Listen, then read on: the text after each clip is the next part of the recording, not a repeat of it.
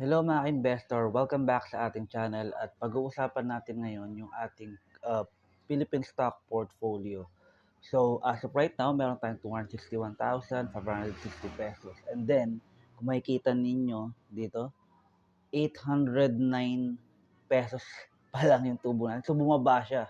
Nung nakaraan, umabot na tayo ng more than 12%. So nasa 20,000 na yung tubo natin. Pero ngayon nag-stagnate siya, no, bumaba siya. Kasi nga ibig sabihin hindi ganong hindi ganong gumaganda yung stock market ng Pilipinas. Pero mamaya may papakita ko sa inyong balita. Medyo nakaka-apekto rin to, no. So punta muna tayo sa biggest gainer natin. Siyempre same thing, si Converge pa rin at 102%, 'di ba? Grabe. Then RFM, same thing, Philinvest. Security Bank is down a little bit, 'di ba? Pero ayun, overall maganda naman. Pure Gold, up na tayo kay Pure Gold, no? Almost 20%. So maganda. So kapit lang. This is a long-term investment kasi nga ang Philippine stock market is more on matured companies, no? So, tas konti lang din yung nag-i-speculate, nagtitrade, nag-i-invest. Yun ang pangit. Yun ang hindi ko gusto sa stock market.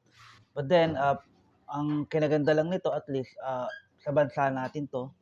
Pero, kung gusto mong i-park yung pera mo dito, mas okay, no? Kung talaga marami ka ng pera, tapos gusto mo lang i-park, kasi nga, crypto, sobrang volatile.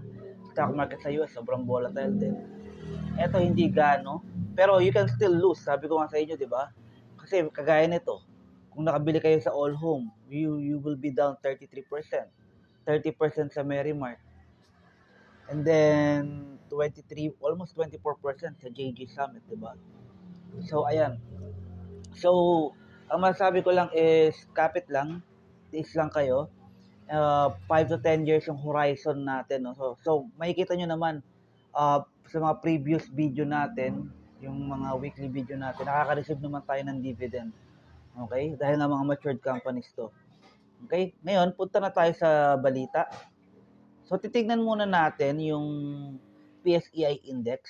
Diba? Sabi ko, ito yung tatlo sa pinakamalaking, 30 na pinakamalaking company, mga blue chip stocks sa Pinas. Okay, within 6 months, ayan, galing tayo ng 7.5, ang laki ng binaba. More than 10%. Kapareho nung portfolio natin. Okay? Sa 1 month chart, ayan, ang laki ng binaba. 5 days chart, di ba? Nag 6,600 pa pala tayo. Okay, so medyo tumaas pa yan, ibig sabihin. Okay? So, maganda lang ding tignan to para makita mo ano ba nangyayari. Okay? Hindi tayo yung nag-chart ng nagdo-draw ng mga candle. Tinitignan lang natin yung price action niya. Di ba? Yun lang yun. Tapos ako kasi, ang ginagawa ko, tinitignan ko ano yung cycle low. Ano ibig sabihin nun? Ibig sabihin, hanggat bumababa yung presyo ng PSA index, yun yung pinaka tinitignan ko. Tapos parang tinitignan ko lang siya para pag magda-dollar cost average ako. But then, ang pinaka-bottom natin was on October 2023. Pakita ko lang sa inyo sa 5 years chart. Ayan. Yan, October. Ito yung nag-pandemic. Nag-pandemic, umabot ng halos 5 or 4-5. Hindi ko maklik. Tignan natin. 4... Pandemic kasi to eh. Yan, 5-2. Hindi ko maano. Nag-5, nag 5,000. Pero dito, nag-bottom tayo ng 5.8, I think. 2023. Nag-bottom tayo ng 5.8 nung nakaraan. Nung 2023 yun. Tapos, ito yung isa sa mga dahilan maaring kaya bumababa yung natin, no? Stock market natin. Sabi dito, more hot money exit Philippines in October. So, kung makikita nyo dyan, kung makikita nyo dito, sinasabi dito na, ayan, no? Register with the central bank, authorized agent banks reach $529 million. So, net inflow yan. Okay, pwede nyo basahin to, no? But to summarize this, may mga outflows ng pera, no? So, syempre, ang ending nun, the more na maraming investor, the more na mas tataas ang stock market natin. So, it's a bad news, no? Para sa atin. Pero that's okay. We can survive. Third world country naman tayo. So, kung mapapansin nyo, crypto talaga ang hot ngayon dahil nanalo si Donald Trump. So, congratulations. Kung panoorin nyo yung crypto portfolio natin, grabe. We are up 50% sa portfolio natin. Nakakatuwa. Okay, so punta tayo sa another news natin. Sabi dito, Mega Wide Bags SMC. I think SMC is San Miguel Corporation. Contract for Katiklan Project. So, Mega Wide, nag-i-invest tayo dito. So, it's a great news, di ba? Ako maaalala nyo, when it comes to fundamentals, Mega Wide, marami siyang projects, kaya lang, marami siyang utang, marami siyang debt burden, no?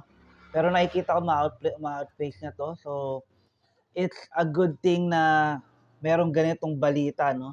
So, let's see kung down ba tayo sa Mega Wide natin. Mega Wide. It is M-Wide. Sabi dito, we are down 6%. No? So, diyan ko na lang ilalagay yung 5,000 natin for this week. So, medyo late na tong video na to. After a few days, gagawa ulit ako ng video. Pero ayun, mga ka-investor, kapit lang. So, 1 year na tayo. Tandaan yung ginawa natin to November 2023.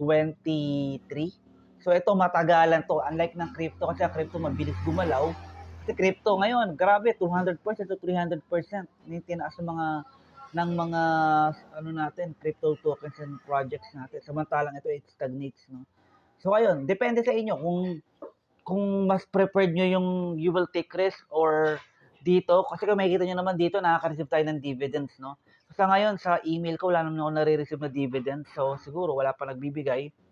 But then, pag meron naman, kasi kung ano naman ininvestan ko dito, ininvestan doon, majority nandito rin. So, pag naka-receive ako, ipapakita ko dito para maging aware kayo na kung nag-i-invest man kayo, makaka-receive kayo ng dividends. Okay? So, mas malaki lang ng konti yung portfolio ko dito sa pero malapit na dito, no? Kasi we are getting 5,000 a week, so 20,000 a month yun, nalalagdag sa portfolio, no? Okay, so papakita ko sa inyo na tataas yan. Kasi nakaraan nga, nag 12% na tayo, no? Bumaba lang talaga. Okay? So, ulitin ko dito, financial advice, gawin nyo yung due diligence nyo kung mag-i-invest kayo, and good luck sa inyo, no? So, salamat sa panonood, mga ka-investor. Idadagdag ko na lang yon, and I'll see you in the next video, and kapit lang. Malapit na magpasko sa Pilipinas, and bye for now.